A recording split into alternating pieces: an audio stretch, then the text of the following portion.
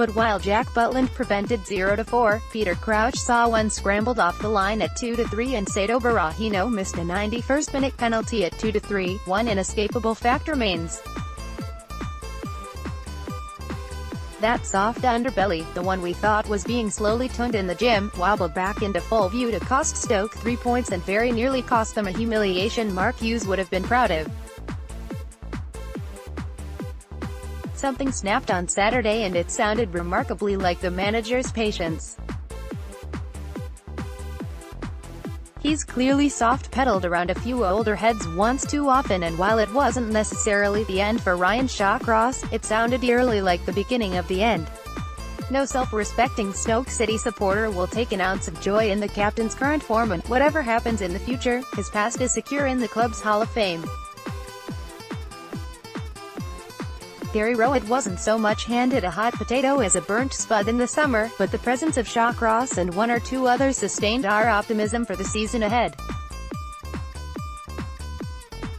But he cannot ignore results and the ongoing concession of goals any longer. Only Preston have conceded more in the championship, and so the axe is set to be wielded on at least one big name in his defence. Sadly, his alternatives are so limited that he cannot slam the door shut on any player currently tainted by the last couple of years, at least not until the January transfer window, when it looks like he will try and recruit the kind of players many have long been calling for. Jack Butland rages after Stoke City concede a soft opening goal against Blackburn Rovers. Image, Steve Bold. That's assuming Rowett is still in charge by then, and here's hoping he and his players gather enough results to not only ensure that, but maintain a touching distance, or at least a hoping distance, between Stoke and the top six. Victory on Saturday would have left them just 2 wins off top spot. As it is, they are only 3 wins off, but the evidence of our own eye suggests that in reality the current margin is a little wider.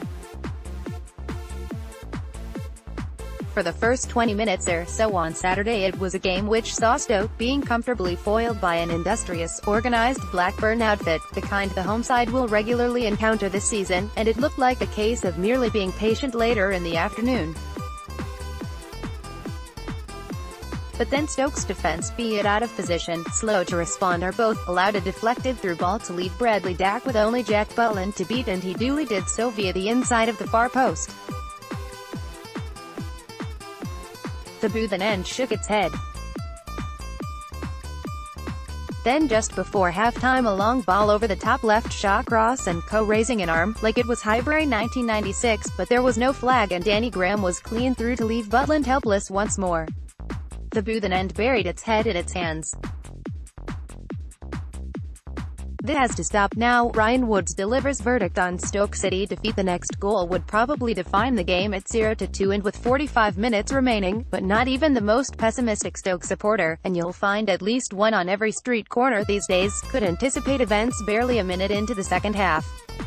A neat little passing maneuver, but no more, opened up Stoke's backline like a can of worms, as one reverse pass and one low cross left Harrison Red tapping home.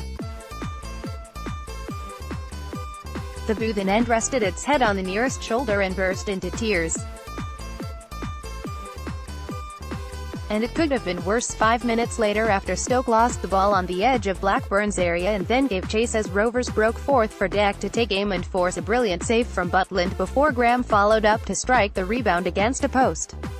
Can you imagine the potential scoreline had that gone in for 0-4 with some 35 minutes still remaining? Veterans of 0-7 against Birmingham 2 decades ago certainly can. A frustrated Jack Butland can't hide his anger as Blackburn opened the scoring against Stoke City at the Bet365 Stadium. Image, Steve Bold. But that, mercifully, was just about as bad as it got, and there was even the bonus of a comeback so stunning that Stoke might not only have scraped 1 point, but snatched all 3. Not before the crowd vented its anger towards their manager, however, when the understandable removal of an ineffective Benicophobe was met with a chorus of boos. Whether they really felt so strongly about a phobie, or were just grabbing the first opportunity to give it to the manager, we shall never know, but either way the introductions of Barahino and Crouch played no small part in that near-miraculous recovery. before Crouch nodded down for Berahino to bundle home his first league goal in nearly 2.5 years, and then a minute later Berahino centered hard and low from the left for Tom Ince to reward his efforts with a first-time drive into the back of the net.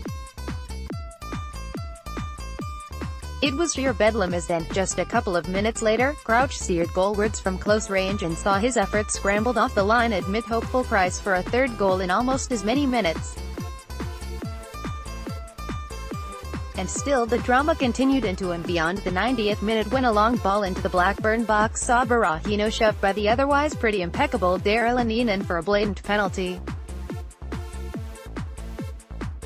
A down-and-out said Berahino gets a helping at the end of Stoke City's defeat by Blackburn Rovers at the Bet365 Stadium. Image, Steve Bold, salvation beckoned, surely, and in the absence of Ifobi, the designated penalty taker, who could argue in that moment with Stoke's chief inspiration grabbing the ball for himself? He could almost have wiped the slate clean for all his previous failings had he hit the bullseye, but his spot kick was rocketed against the underside of the bar and he was left pulling his shirt over his head and seeking the nearest hole in the ground. Berahino triggered more anger than sympathy among those left in the stands, you suspect, but by his next appearance the balance may have tilted the other way for their prodigal son. Bonkers finish to a bonkers game, it's going to be that kind of season.